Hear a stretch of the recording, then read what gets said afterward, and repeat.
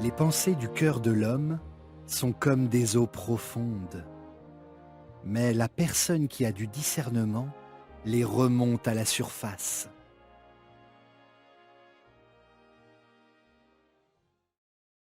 Nous lisons en 1 Thessaloniciens 2, verset 13.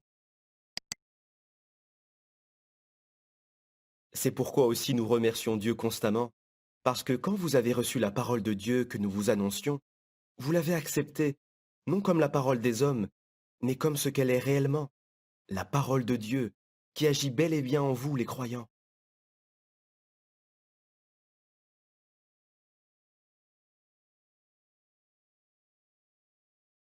Nous voulons que nos étudiants comprennent que ce qu'ils apprennent ne vient pas de nous, mais de la parole de Dieu.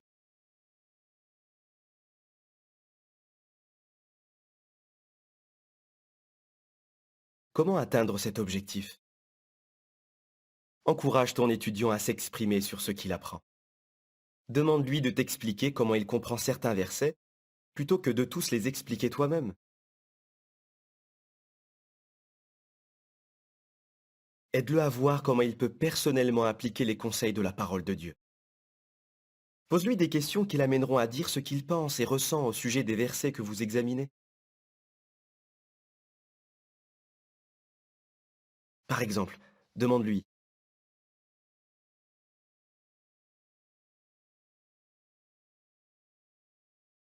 qu'est-ce que ce verset vous apprend sur telle qualité de Jéhovah?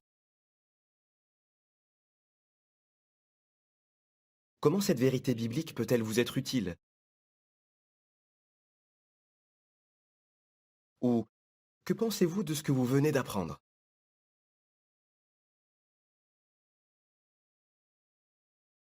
Le plus important, ce n'est pas qu'un étudiant accumule beaucoup de connaissances, mais c'est qu'il aime et applique ce qu'il apprend.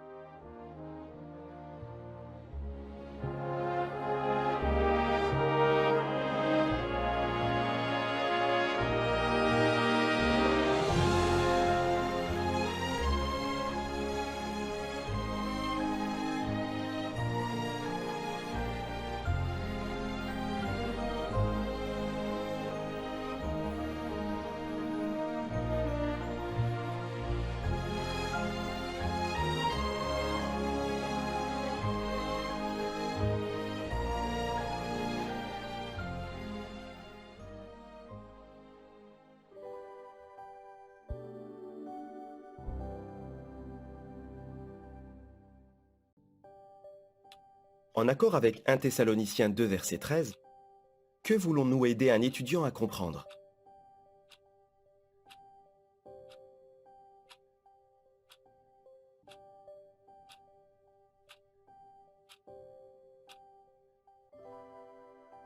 Nous voulons que nos étudiants comprennent que ce qu'ils apprennent ne vient pas de nous, mais de la parole de Dieu.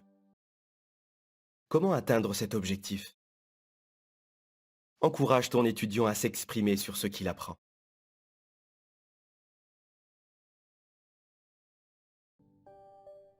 Comment encourager un étudiant à s'exprimer sur ce qu'il apprend?